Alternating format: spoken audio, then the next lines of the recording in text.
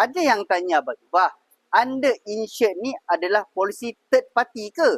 Sebenarnya bukan. Anda insured ni adalah polisi insurans first party. Cuma insurans tersebut di bawah harga market value.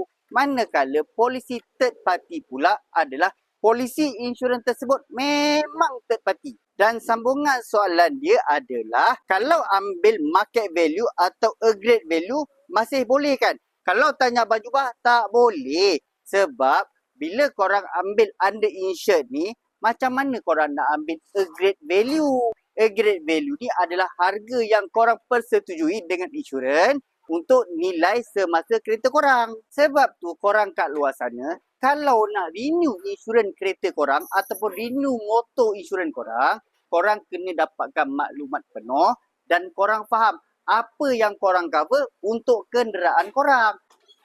Kalau korang nak claim insurans kereta korang tak ada masalah, korang renew insurans korang dengan Abang Jubah.